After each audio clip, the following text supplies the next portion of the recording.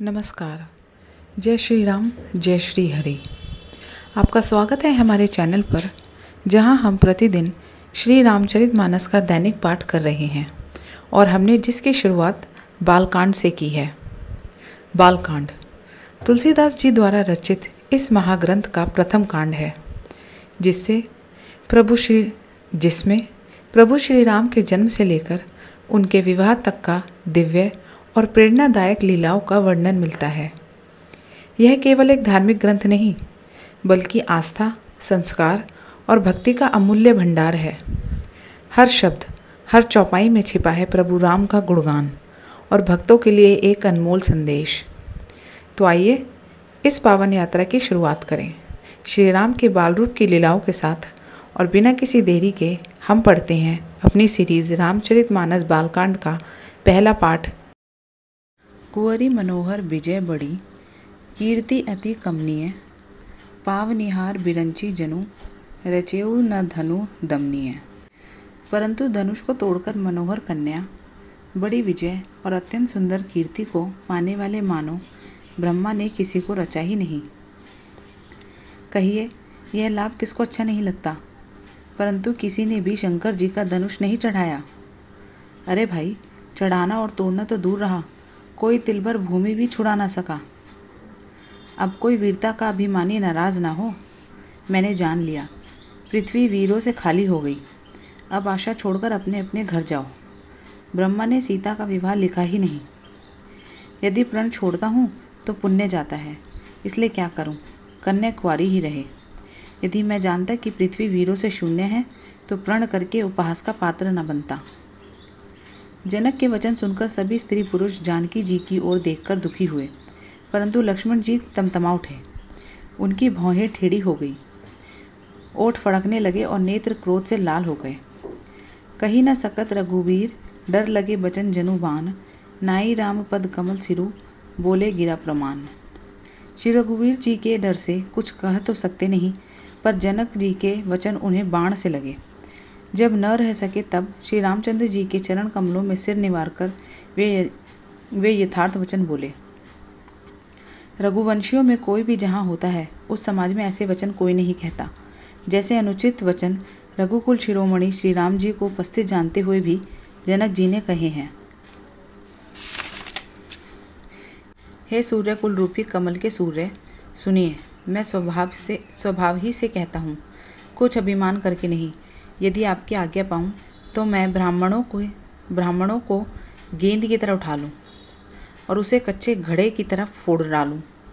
मैं सुमेरु पर्वत को मूली की तरह तोड़ सकता हूँ। हे भगवान, आपके प्रताप की महिमा से यह बेचारा पुराना धनुष तो कौन चीज़ है। ऐसा जानकर हे नाथ, आज्ञा हो तो कुछ खेल करूँ। उसे भी देखिए, धनुष को कमल की डंडी की तरह चढ़ाकर उसे 100 योजन तक दौड़ा लिए चला जाऊँ। हे नाथ, आपके प्रताप के बल से धनुष को कुकुर मुत्ते बरसाती छत्ते की तरह तोड़ दूं। यदि ऐसा ना करूं तो प्रभु के चरणों की शपथ है, फिर मैं धनुष और तरस्कों को कभी हाथ में न लूँगा। जो ही लक्ष्मण जी क्रोध भरे वचन बोले कि पृथ्वी डगमगा उठी और दिशाओं के हाथी कांप गए। सभी लोग और सब राजा डर गए। सीता जी के हृदय में हर्ष हुआ और जनक जी सकुचा गए।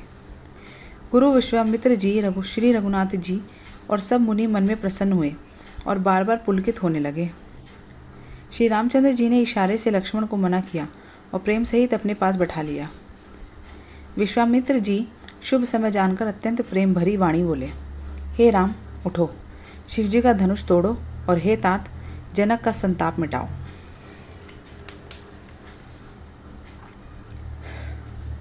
गुरु के वचन सुनकर श्री राम जी ने चरणों में सिर निवाया। उनके मन में न हर्ष हुआ न विषाद, और वे अपनी एड़ी खड़े होने की शान से जवान सिंह को भी लजाते हुए सहज स्वभाव से ही उठ खड़े हुए। मंच रूपी उदयाचल पर रघुनाथ जी रूपी बाल सूर्य के उदय होते ही सब संत रूपी कमल खिल उठे और नेत्र रूपी भौरे हर्षित हो गए। राजाओं की आशा रूपी रात्रि नष्ट हो गई। उनके वचन रूपी तारों के समूहों का चमकना बंद हो गया। वे मौन हो गए। अभिमानी राजा रूपी कुमुद संकुचित हो गए और कपटी राजा रूपी उल्लू छिप गए। मुनि और देवता रूपी चकवे शोक रहित हो गए। वे फूल बरसाकर अपनी सेवा प्रकट कर रहे हैं। प्रेम सहित गुरु के चरणों की वंदना करके श्री रामचंद्र जी ने मुनियों से आज्ञा मांगी। समस्त जगत के स्वामी श्री राम जी सुंदर मतवाले श्रेष्ठ हाथी किसी चाल से स्वाभाविक ही चले। श्री रामचंद्र जी के चलते ही नगर भर के सभी स्त्री पुरुष सुखी हो गए और उनके शरीर रोमांच से भर गए। उन्होंने पितृ और देवताओं की वंदना करके अपने पुण्यों का स्मरण किया। यदि हमारे पुण्यों का कुछ भी प्रभाव हो तो हे गणेश गोसाई, रामचंद्र जी शिवजी के धनुष को कमल की डंडी की भांति तोड़ डालें। श्री रामचंद्र जी को प्रेम के साथ देखकर और सखियों के समीप बुलाकर सीता जी की माता स्नेहवश विलख कर विलाप करती हुई सी ये वचन बोली, हे सखी, ये जो हमारे हितु कहलाते हैं वे भी सब तमाशा देखने वाले हैं। कोई भी इनके गुरु विश्वामित्र जी को समझाकर नहीं कहता कि ये राम जी बालक हैं। इनके लिए ये ऐसा हट अच्छा नहीं। जो धनुष रावण और बाण जैसे जगद्विजय वीरों के हिलाए न हिल सका, उसे तोड़ने के लिए मुनि विश्वामित्र जी का राम जी को आज्ञा देना और राम जी का उसे तोड़ने के लिए चल देना रानी को हट जान पड़ा। इसलिए वह कहने लगी कि गुरु विश्वामित्र जी को कोई समझाता भी नहीं। रावण और बाणासुर ने जिस धनुष को छुआ तक नहीं और सब राजा घमंड करके हार गए, वही धनुष इस सुकुमार राजकुमार के हाथ में दे रहे हैं। हंस के बच्चे भी कहीं मंदराचल पहाड़ उठा सकते हैं। और तो कोई समझाकर कहे या नहीं, राजा तो बड़े समझदार और ज्ञानी हैं। उन्हें तो गुरु की समझने की चेष्टा करनी चाहिए थी, परंतु मालूम होता है राजा का भी सारा सयानापन समाप्त हो गया। हे सखी, विधाता की गति कुछ जानने में नहीं आई। यूँ कहकर रानी चुप हो रही।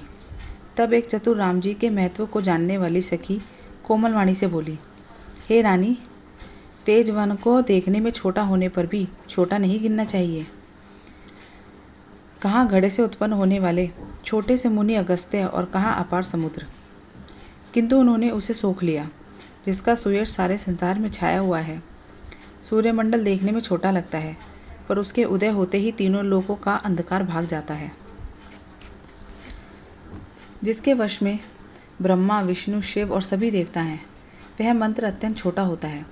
महान मत वाले गजराज को छोटा सा अंकुश वश में कर लेता है। कामदेव ने फूलों का ही धनुष बाण लेकर समस्त लोगों को अपने वश में कर रखा है। हे देवी, ऐसा जानकर संदेह त्याग दीजिए। हे रानी, सुनिए, रामचंद्र जी धनुष को अवश्य ही तोड़ेंगे। सखी के वचन सुनकर रानी को श्री राम जी के सामर्थ्य के संबंध में विश्वास हो गया। उनकी उदासी मिट गई और श्री राम जी के प्रति उनका प्रेम अत्यंत बढ़ गया। उस समय श्री रामचंद्र जी को देखकर सीता जी भयभीत हृदय से जिस तिस देवता से विनती कर रही है। वे व्याकुल होकर मन ही मन मना रही है, हे महेश भवानी, मुझ पर प्रसन्न होइए। मैंने आपकी जो सेवा की है उसे सफल कीजिए और मुझ पर स्नेह करके धनुष के भारीपन को हर लीजिए। हे गणों के नायक, वर देने वाले देवता गणेश जी, मैंने आज ही के लिए तुम्हारी सेवा की थी। बार बार मेरी विनती सुनकर धनुष का भारीपन बहुत ही कम कर दीजिए। श्री रघुनाथ जी की ओर देख देखकर सीता जी धीरज धरकर देवताओं को मना रही है। उनके नेत्रों में प्रेम के आंसू भर हैं और शरीर में रोमांच हो रहा है। अच्छी तरह नेत्र भरकर श्री राम जी की शोभा देखकर फिर पिता के प्रण का स्मरण करके सीता जी का मन शुद्ध हो गया। वे मन ही मन कहने लगी, अहो, पिताजी ने बड़ा ही कठिन हठ ठाना है। वे लाभ हानि कुछ भी नहीं समझ रहे हैं। मंत्री डर रहे हैं, इसलिए कोई उन्हें सीख भी नहीं देता। पंडितों की सभा में यह बड़ा अनुचित हो रहा है। कहाँ तो वज्र से भी बढ़कर कठोर धनुष और कहाँ ये कोमल शरीर किशोर श्याम सुंदर। हे विधाता, मैं हृदय किस तरह धीरज धरूं? सीरस के फूल के कण से कहीं हीरा छेदा जाता है। सारी सभा की बुद्धि भोली बावली हो गई है।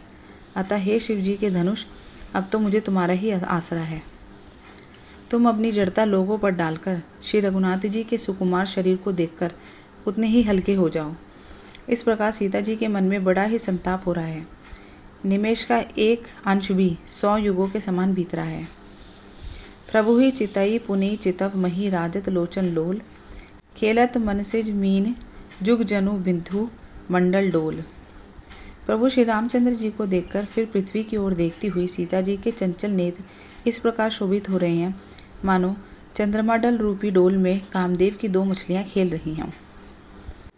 सीता जी की वाणी रूपी भ्रमरी को उनके मुख रूपी कमल ने रोक रखा है। लाज रूपी रात्रि को देखकर वह प्रकट नहीं हो रही है। नेत्रों का जल नेत्रों के कोने कोए में ही रह जाता है, जैसे बड़े भारी कंजूस का सोना कोने में ही गड़ा रह जाता है। अपनी बड़ी व्याकुलता जानकर सीता जी सकुचा गई और धीरज धरकर हृदय में विश्वास ले आई कि यदि तन मन और वचन से मेरा प्रण सच्चा है और श्री रघुनाथ जी के चरण कमलों में मेरा चित्त वास्तव में अनुरुक्त है, तो सबके हृदय में निवास करने वाले भगवान मुझे रघुश्रेष्ठ श्री रामचंद्र जी दासी अवश्य बनाएंगे।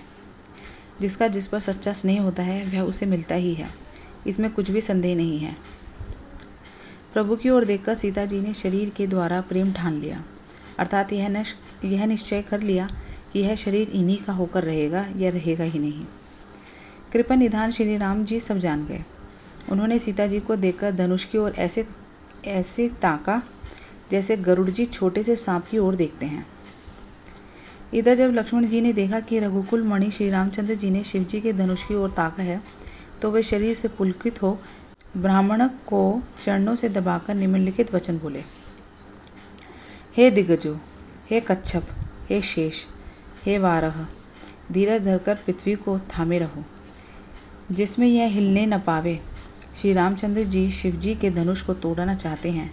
मेरी आज्ञा सुनकर सब सावधान हो जाओ। श्री रामचंद्र जी जब धनुष के समीप आए, तब सब स्त्री पुरुषों ने देवता और पुण्यों का मनाया। सबका संदेह और अज्ञान, नीच राजाओं का अभिमान, परशुराम जी के गर्व की गुरुता, देवता और श्रेष्ठ मुनियों की कातरता, सीता जी का सोच, जनक का पश्चाताप और रानियों के दारुण दुख का दावानल, ये सब शिवजी के धनुष रूपी बड़े जहाज को पाकर समाज बनाकर उस पर जा चढ़े। ये श्री रामचंद्र जी की भुजाओं के बल रूपी अपार समुद्र पर पार जाना चाहते हैं, परंतु कोई केवट नहीं है। श्री राम जी ने सब लोगों की ओर देखा और उन्हें चित्र में लिखे हुए से देखकर फिर कृपाधाम श्री राम जी ने सीता जी की ओर देखा और उन्हें विशेष व्याकुल जाना। उन्होंने जानकी जी को बहुत ही विकल देखा। उनका एक एक क्षण कल्प के समान बीत रहा था। यदि प्यासा आदमी पानी के बिना शरीर छोड़ दे, तो उसके मर जाने पर अमृत का तालाब भी क्या करेगा। सारी खेती के सूख जाने पर वर्षा किस काम की। समय बीत जाने पर फिर पछताने से क्या लाभ। जी में ऐसा समझकर श्री राम जी ने जानकी जी की ओर देखा और उनका विशेष प्रेम लखकर वे पुलकित हो गए। मन ही मन उन्होंने गुरु को प्रणाम किया और बड़ी फुर्ती से धनुष को उठा लिया। जब उसे हाथ में लिया तब वह धनुष बिजली की तरह चमका और फिर आकाश में मंडल जैसा मंडलाकार हो गया। लेते, चढ़ाते और जोर से खींचते हुए किसी ने नहीं लिखा, अर्थात ये तीनों काम इतनी फुर्ती से हुए कि धनुष को कब उठाया, कब चढ़ाया और कब खींचा, इसका किसी को पता नहीं लगा। सबने श्री राम जी को धनुष खींचे खड़े देखा। उसी क्षण श्री राम जी ने धनुष को बीच से तोड़ डाला। भयंकर कठोर ध्वनि से सब लोग भर गए। तो चलिए दोस्तों, हम अपने आज के रामचरितमानस सीरीज़ के पहले पार्ट बालकांड को यहीं समाप्त करते हैं। आपसे मिलती हूँ अगले वीडियो में। तब तक आप अपना ख्याल रखिए। जय श्री राम, जय श्री हरि।